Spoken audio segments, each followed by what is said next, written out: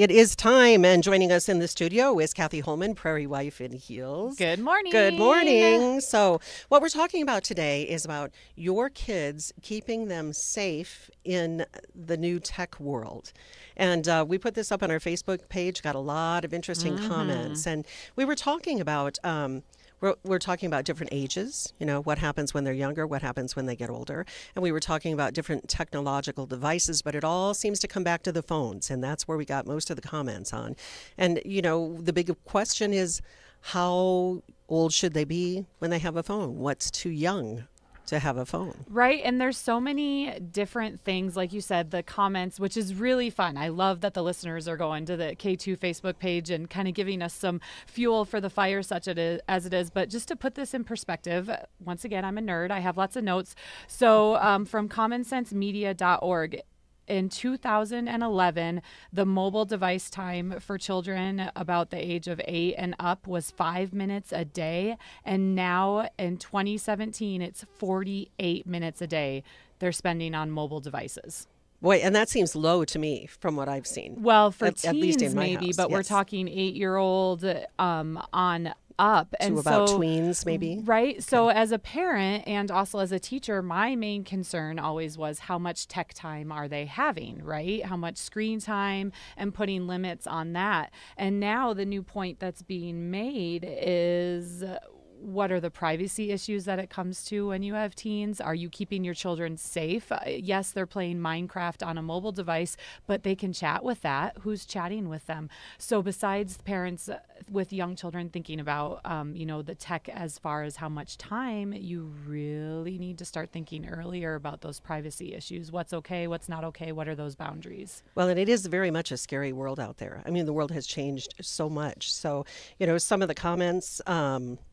Well, this one I found really interesting.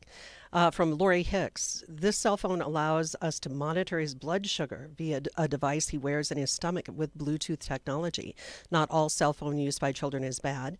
It saved my son's life on more than one occasion. So it's not all about playing Minecraft or instant messaging or, games or, that sort of thing. There are really good uses for this. Right. And then if that is the situation, of course, I would have a 6-year-old with a cell phone, right? Right, exactly.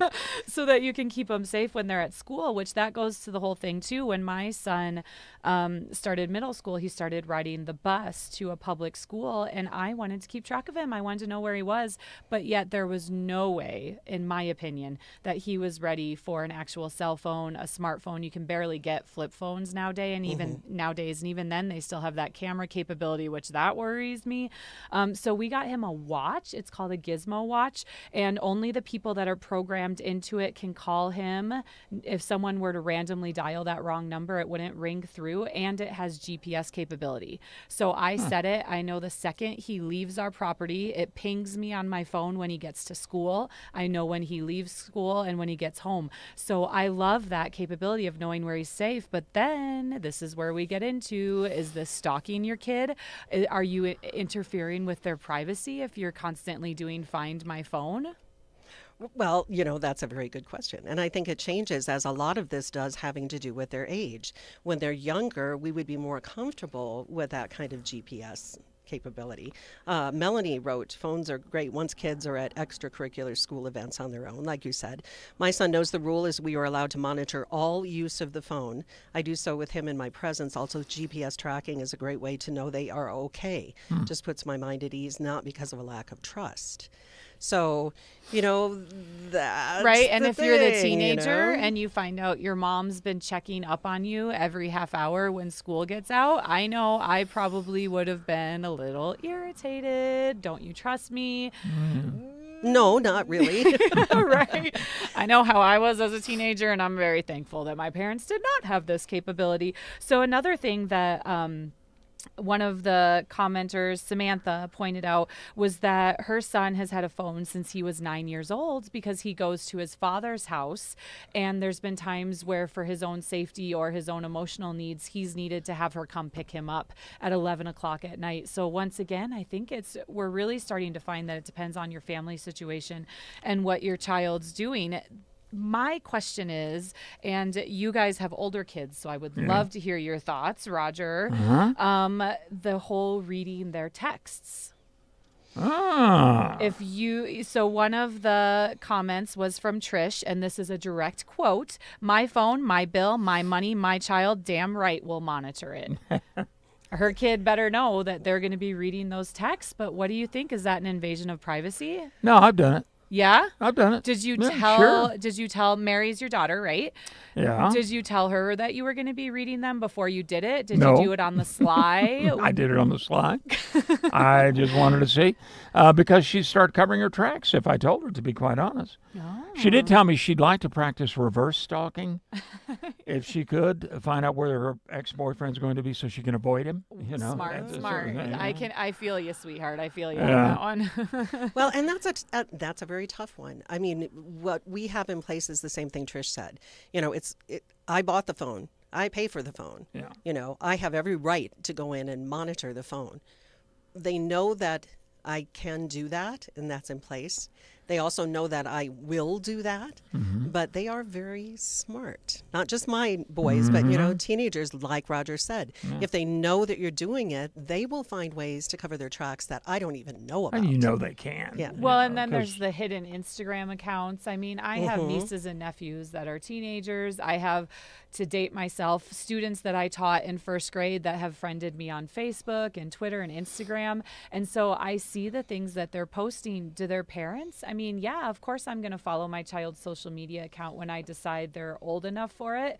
But once again, if they have their own device, there's ones that you can hide the app and it looks like a calculator device. So is it okay to take your child's phone and check their social media through that? Do you look at comments? Do you look at their private messages? Where's that boundary between keeping your kids safe? You know, if they're withdrawing and they're not talking to you, is it a great tool to use? There's just so many what ifs. And is this going to help your relationship with your child, or is it going to make it worse? And I don't think there's an easy answer to that. You know, I mean, it is incumbent upon us as parents to keep our kids safe. And if what we need to do is check their texts or check whatever social media accounts we know about or think we know about, you know, any way that we can check and monitor, I think we have every right to do that. As far as the trust goes, that really goes with the child. You know, and you can have the most trustworthy child in the world and they still make a mistake, or there will be some danger element that comes in from the outside, you know, that they didn't instigate, but still it's there in their life. And if we don't know about that, we can't mitigate that. And of course they're going to resent it. Of course they're going to resent That's it. their job as But they'll get over it. Yeah. But at what point do they, you know, do you cut that off? Is it when they turn 18? Is it when they can buy their own dang phone and pay for their own bill? And Sitting here not at that point yet, I feel like if I'm paying for it, it's my phone, not theirs. I'm letting them use it. So something, I've done a lot of research on this. I actually wrote a blog post about keeping kids safe, deciding when they're old enough for a phone. And I worked with Verizon on that.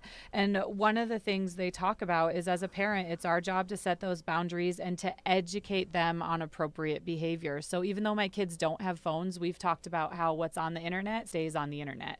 What's on your phone, once you take that picture, it's going to be there forever, whether or not you think it's going to be. Right. And so I think that, fair or not, as parents, we need to be aware that this is the new age of parenting, and educating your children about that is our responsibility. But and also, whether they're younger or even when they get older, I mean, that whole frontal lobe of It's not till you're consequences. 25 is it fully Right. developed. Right. You know, so if you put something out there, we can tell them until we're blue in the face. Let's face it. Yeah. On just about every subject, right, Roger and Frank? Oh, yeah. You can tell them until you're blue in the face, and you can try to teach them, but they're going to go off on their own and they're going to make mistakes. So, you know, all we can do is do whatever we can to help mitigate those mistakes. And I think it was easier before the smartphones. Yes. Well, I don't because when Mary was young, I mean, she's 20 now. When she was young, we had one computer. It was in my study, and we had glass French doors leading into the study. So when she's on the computer, you can see it. You don't even have to go in the room. You can see it through the door. And you could monitor where she was going with it.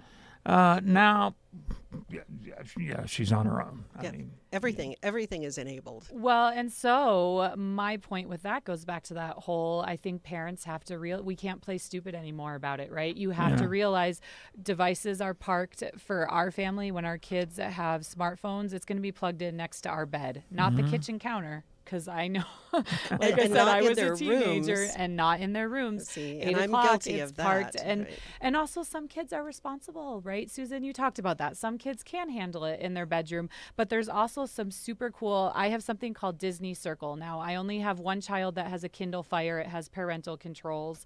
But the Disney Circle, anytime anyone walks in my house with a device, it alerts me on my phone. And devices that are hooked up to it, like his Kindle Fire, I can see his whole entire web history. I get how much time he spent reading, how much time he was playing video games. So there's some amazing tools out there that can help us. Like he had a sleepover and a couple of his friends walked in and had devices, and I knew the second they walked in my door that they were hooked up on that. So I quick talked to them about, hey, we're here to play with each other, not to play with those. I didn't take them away because they need to be able to feel comfortable contacting their parents, but use those tools, guys. Google's an amazing thing. You can find it. And one last question, because believe it or not, we're almost out of time again. But It goes so quick. and it's a big one.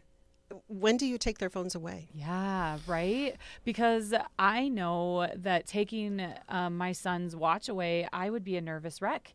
It's not about him being able to use it. It's about me knowing where he Right. is and keeping him safe, and the football practices and wrestling and letting me know they're done early.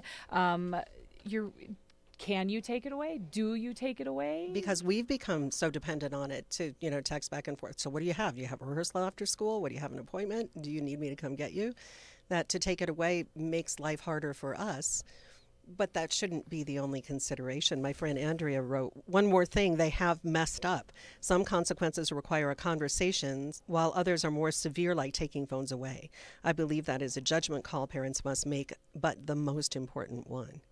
So I chatted with a girlfriend of mine who has teenage daughters and one that's a freshman in college. And she said that she took her daughter's phone away because she found out she had been FaceTiming into the wee hours of the morning. She thought she was trustworthy, but she wasn't. It was time to rein things back. And she said she took it away for a whole week. And she admitted the first 2 days were terrible on her, not on her daughter, on her, because she had been so used to just that instant connection and everything like that. But she said it was definitely worth it because by the end of the week, her daughter not only realized her mistake, but separated herself from all that need to be on social media so much. But once again, who said parenting was easy, right? No, it is not. So very good. Thank you so much, Kathy Holman, Prairie Wife and Heels. Thanks so much for coming in. Thank you for having me. And we'll see you on next Friday, if not before. Yes, ma'am.